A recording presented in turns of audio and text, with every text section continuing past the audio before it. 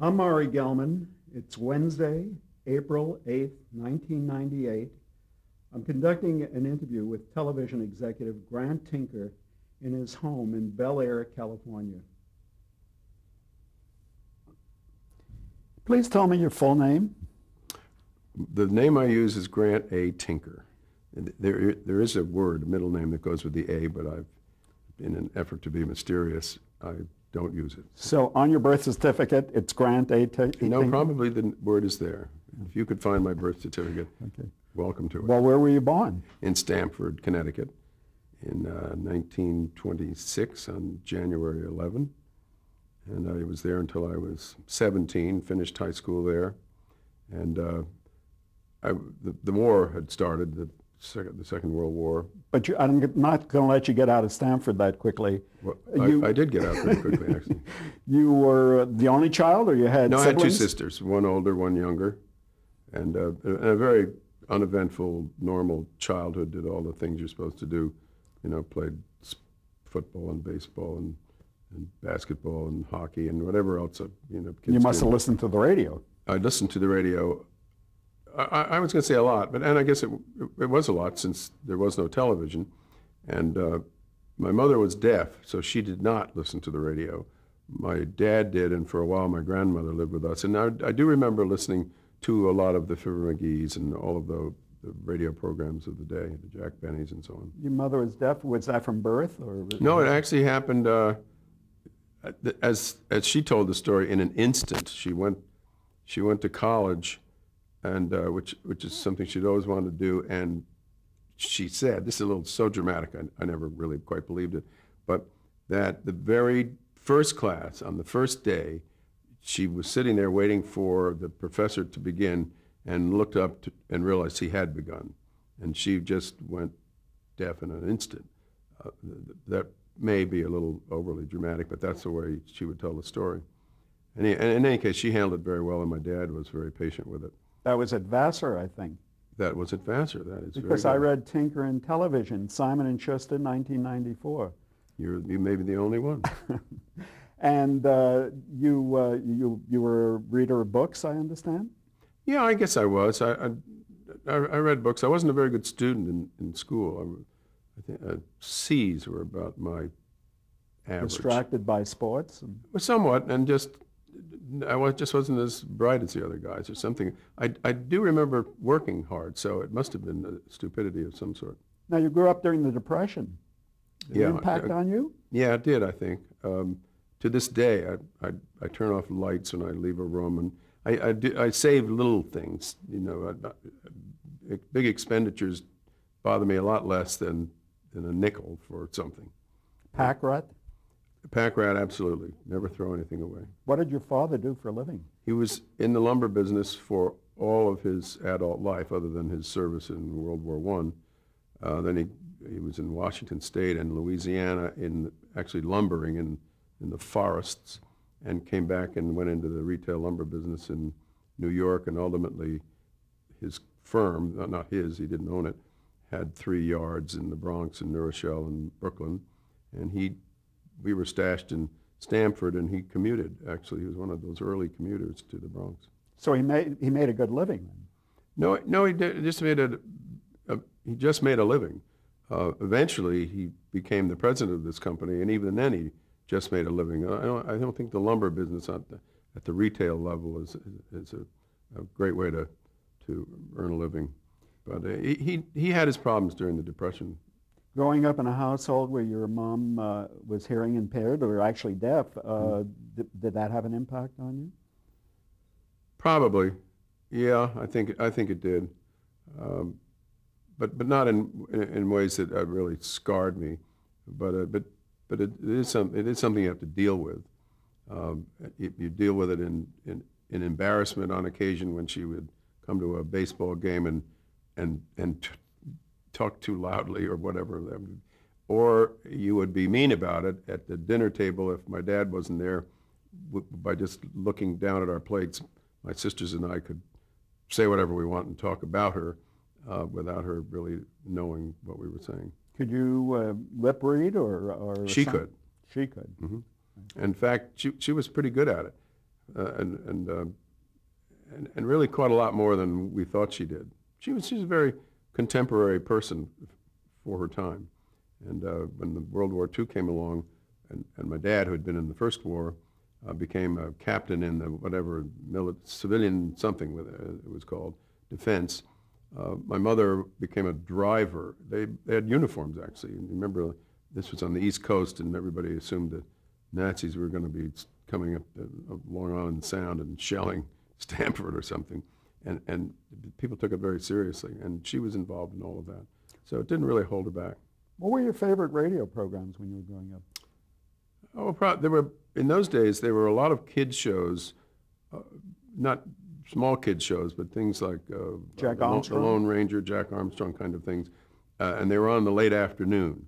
Some of them were only 15 minutes long, and they were serials. And so I remember a number of those were things I listened to. But more often I would listen to the primetime shows, Benny, Fibber McGee, if I sat here long enough, Edgar Bergen, Charlie McCarthy, and so on. Probably more comedy than drama, now that I think of it. And ironically, most of them on NBC at that time. A lot of them on WEAF, which was the NBC station in New York, that's right. And what were your favorite books? I don't know that I had a lot of favorite books. My favorite books I had were sort of potboilers, I know that. Away from school, they were the Putnam Hall Cadets, or, also serials, where some guy would write 20 books about the same three brothers who went to some military school. And I don't think I read in those days anything very substantial. What were your aspirations as you were growing up? I don't remember any. I went through all the, I want to be a baseball player kind of things, but I don't remember. I certainly didn't want to go in the lumber business because I'd seen enough of that firsthand. And I was 17 when I graduated from high school. The war had started the year before, and about the time I would have been thinking, having aspirations, thinking about what to do. The war preoccupied everybody. Right. So I don't think I had any at the time. Was it understood that you were going to go on to college?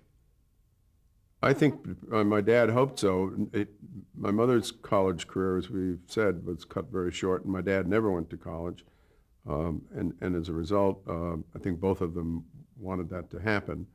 And it happened really only because the war was on, and schools did want a few civilian students. Most of them had what they called the V-12 programs of Navy or the Marine Corps things, and they wanted to have some civilians on campus. And as a result, when I got out of high school in June of, 43, I literally went right to Dartmouth, where I had never been before, never even been on the campus. And I just went up on an overnight train, and I had been accepted along with 300 other civilian students. But what I meant was I wouldn't have qualified. Today, I certainly wouldn't qualify. You didn't have the grade average? Or? I didn't have the grade average at all. But you got into an Ivy League school. But I got into Dartmouth, and once I was there, they couldn't really kick me out. I had enlisted in the Air Corps earlier, before I graduated from high school, but they couldn't take me until I was 18. So I was at Dartmouth from June until January of 44.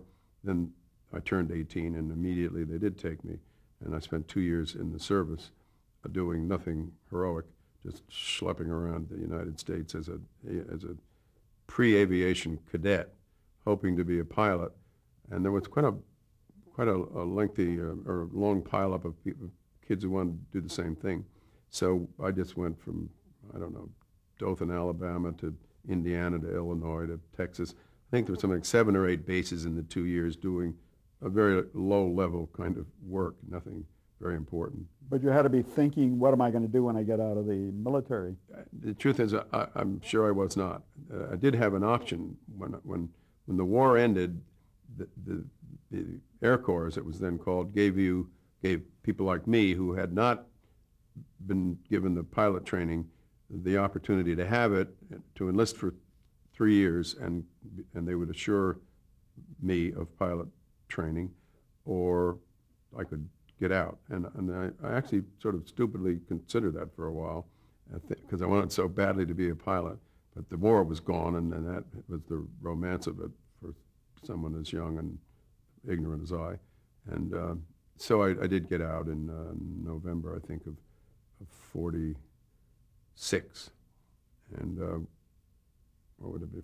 November 45, and then I went back to Dartmouth as a beginning sophomore. I think it was February of 46. So did you stay at Dartmouth until you graduated? I spent the next 3 years there and graduated in February of 49. With what kind of a degree? I had a Bachelor of Arts in English. English. And in fact, there I did do a lot of reading.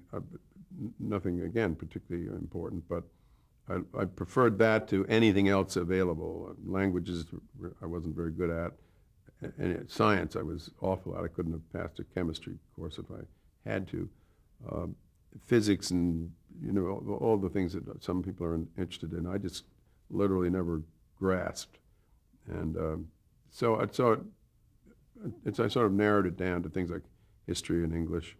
Didn't I read somewhere or hear somewhere that you developed a liking for Sheridan while you were... Well, I did. I don't know if there's a liking so much, but he wrote 3 plays, and if you ask me the 3 right this minute, one was School for Scoundrel, The Rivals, and what's the other one?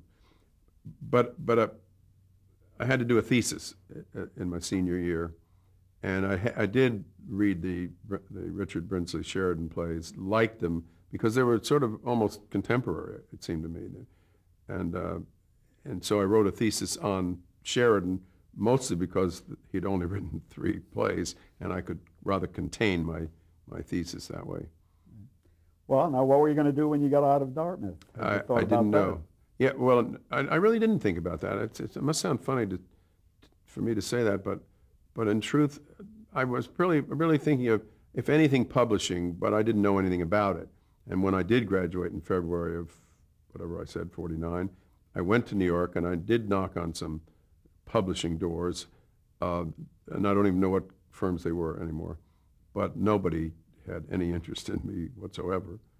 And so I stumbled into NBC one day. How did you stumble into NBC? Well, the whatever they called him, the placement director or something at Dartmouth had become sort of irritated in my refusal to take any interviews with Minnesota Mining or U.S. Steel or American Sugar or whatever, things that graduating seniors were supposed to do. And since none of those appealed to me, I just never did any of them, and therefore went to New York with no connections at all, and obviously no prospects. But it so interested him that I was so stubborn about it that when he heard about 3 weeks or 4 weeks after I'd left Dartmouth that NBC was going to start a training program, he actually called me and told me about it, and that caused me to go over to Rockefeller Center. Before we talk about NBC, television had already come in. If it was 1949, television had arrived. Well, it was in the back room, that's the way I think of it. Pat Weaver was there, and Fred Weil was there. They had come both, I think, from the advertising agency Y&R. And there were other people whose names we now know and speak of reverently, who were creative people. People like my friend Bud Yorkin, who, was, actually I ran into another director the other day, and Walter Miller, who said that Bud Yorkin had been a boom operator for him on one of those early television shows. But I was in radio when I went there, and I was accepted as their first trainee, which didn't mean very much because they didn't have a training program. They just wanted to have one. And they would shuffle me around from department to department, sort of to give me a feel for the whole place. And at the end of the first year, roughly, I was about to get married, and I decided I'd better have a real job as opposed to this peripatetic one I had, and sort of put my foot down and said, okay, well, I have to leave and go elsewhere if you don't give me something specific to do. And they did. They put me in the radio operations department, which was really very small, and for quite a while, not maybe a year or more, I worked at night and on weekends, so that they'll give you an idea of how at 30 Rockefeller Plaza. At 30 Rockefeller Plaza, where the staff, it actually was a wonderful way to learn because there were only 4 or 5 of us who covered nights and weekends, so it was very simple to pick up on all kinds of things. Now, I know you were in radio and not working in television at that point, but you had certainly experienced television as a viewer by that point. No, I don't think we had a set. The first set I can remember my first wife Ruth and I having was in our first home, and I remember we had, I think, first a coat hanger, and then maybe those rabbit ears later on. I mean, it wasn't that I wasn't interested in television, but it wasn't what I was doing at the time. And in fact, when I left NBC in 52, or I think it was, I'm not sure, 51, 52, and went to Radio Free Europe, which is a whole other story that I couldn't tell you today why I went, really. Part of it was because they wanted to open a facility in Istanbul, not open to this day, actually. And so all I did was go to their headquarters on 57th Street and spend about a year there, and also because they doubled my salary. I had been at NBC when I quit. What was my magnificent title? It was operations manager of the radio network, and I had an office and looked right out on the skating rink, and I was a big shot in a very small pond, and being paid $3,900 by that time. I had started at $3,000. I was at $3,900 a year. Of course, we're talking a year. Yes, we're talking annually, and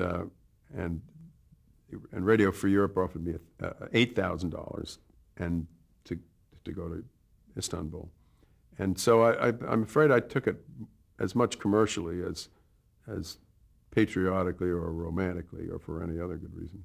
Had you been mostly an East Coast person at this point? Had you ever gone to the West Coast? Yes, I had been out here I did two things, 2 summers. I mentioned my 3 years back at Dartmouth after the war. In one of those summers, a friend of mine, a friend who had a car, not a terribly new one, and I drove out here on a very lean budget and had a share of adventures along the way, and actually arrived here. I can remember staying with some friend of his in Glendale and going to the beach and doing a few things, and then we ran out of money and we had to drive back as quickly as we could. So this was in the late 40s?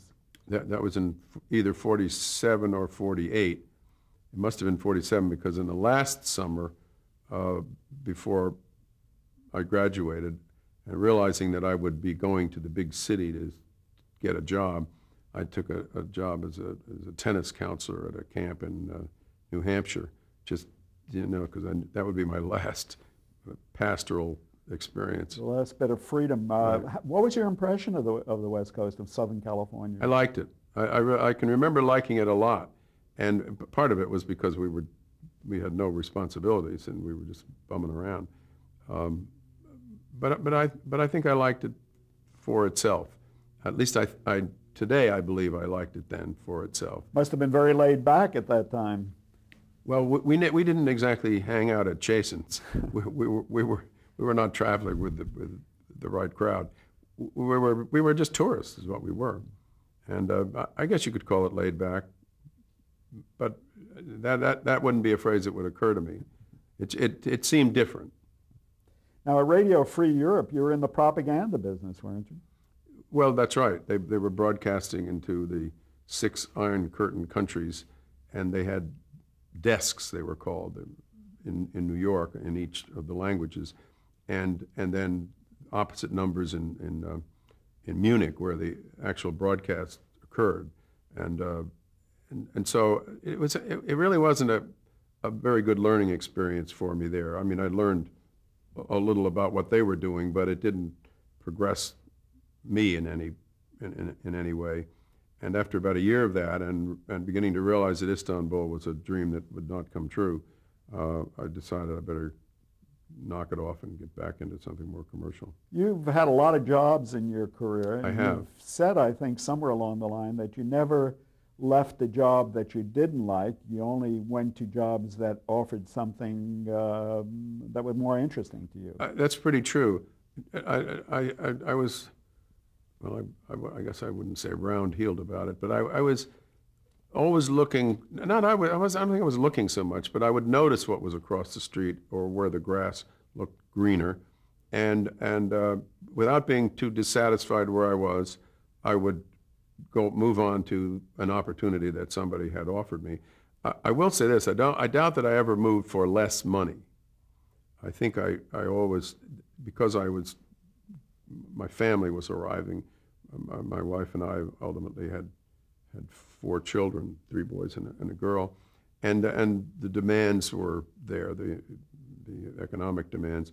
That was part of my motivation, I think, was that I had to continue to make a better living all the time.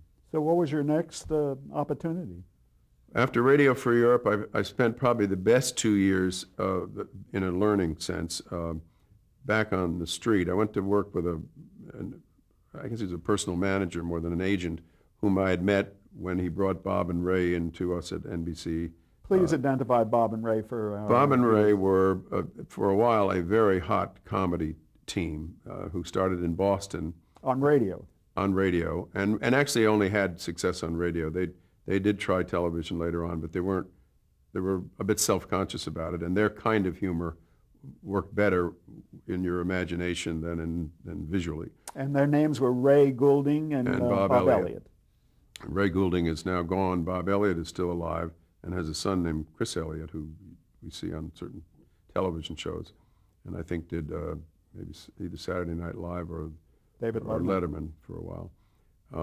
In any event, I'd met John Moses, the gentleman I'm talking about, and I ran into him one day, and he was looking for some inexpensive young labor, which I represented, and he said, "Why don't you come with me?" So that's what I did for a while. It wasn't big time in any way. We had clients. Bob and Ray were probably the most celebrated. We had a sportscaster now long gone named Bill Stern, and several announcers. Very well known. He was at the time. That's right. And then we began to produce shows, and that started because I had met, while I was at NBC in the radio days, a young man named Alan Ludden. He was a little older than I was. He was working at a station called WTIC in Hartford, radio station. As an announcer? Well, no, he was the program manager, and he did a program called Mind Your Manners, which is sort of a prissy thing about kids and manners. And we took it from WTIC, that is, we broadcast it on the network. They originated it, and we broadcasted it, I think it was at 9 o'clock on Saturday morning. And so Alan would come to New York once in a while, and we'd have lunch or something, and I got to know him. And gosh, I hate to make this such a long story, but one day I found in the files just a one-page thing that referred to a competition, a radio show that would be a competition between colleges, teams from 2 colleges each week. This was like a proposal? It was a very, actually this has become subject of sort of an argument between me and a gentleman who claims to have originated it, and indeed he did write this letter to John Moses proposing the idea, but what I've told you is about as much as he said. And John thought, he took it out of the file one day and he said, what do you think of this? And I said, well, it might make a radio show. And I drove one Sunday, I remember, because it was a very hot day, up to Hartford and actually met Alan's wife and kids for the first time. Was he married to Betty White then? No, he was married to a lady named, geez, I wish I hadn't done that. No, Betty was much later. He was married to a very nice lady, and they had 3 children, I think. And he thought going to be in Hartford for the rest of his life, but he was sort of a chance taker. In any case, we sat in his backyard that afternoon, and he literally invented what we then called College Quiz Bowl, and moved to New York when I was able to interest NBC in it. We sold it, in effect, to NBC, and it went on as a radio show, which it was for the first 2, maybe 3 years of its life. And Alan was the host, and I was the producer, which sounds a lot more exalted than I was. I did all the scut work in connection with the show, right down to keeping the score on a blackboard so that he could read it, and frequently getting the score wrong, which meant that he had to ad lib while I re-added it. You didn't go out on remotes with Yes, this? they were both remotes. We were from 2 colleges. These were done with the NBC engineering group, obviously. And so and we started it rather locally, and then it began to really be successful as a show, and schools applied to be involved. There were teams of 4 students from each school, and it worked on a very sort of a simple toss-up question, and then when you got that right, a bonus question, and at the end of the half hour, one team had more points than the other team. Essentially the same format that he later took to television? Almost exactly. The exception in television, and by that time, by the way, I was gone, and General Electric came along and was the television sponsor. Alan was convinced that they could do a lateral split screen with the 4 students from one school and the 4 from the other on top of each other in terms of the picture you were seeing. And he was told by all of these expert engineers that wouldn't work. They wouldn't read for the viewer. But it did work, and it actually became a very exciting television show. Today, I'm not too sure it would work. It probably wouldn't work in prime time any more than all those other panel shows and things we used to see would work in prime time today.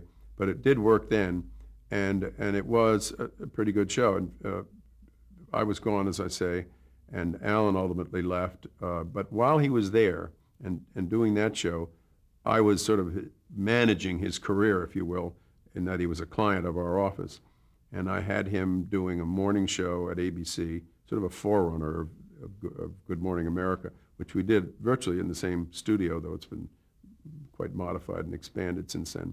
And it had doors that opened right on the street, and Alan would come around the corner, and was it 67, 66, from Central Park West each morning, and we would have a camera on the street, and he would walk toward the camera, and we would just follow him right into the studio and do what were very simple things, because it was a local show, and we had no budget. We spent the money for the show, and we split the take with ABC, WABC TV. And so we had a lady from the Bronx Zoo who came with an animal every day, and we had a very attractive blonde weather lady, and I don't know, guests, as they do today. And so we did that. He also did a thing on NBC, which was a talk show, sort of an early version of talk shows, where he substituted for a man who had been around for years named Norman Brokenshire. And he also went to WPIX, a third station. He did all these 5 times a week. At about 5 in the afternoon, he would be at PIX doing Dance Time, which was just what it sounds like, a bunch of kids like dancing. Dick Clark did.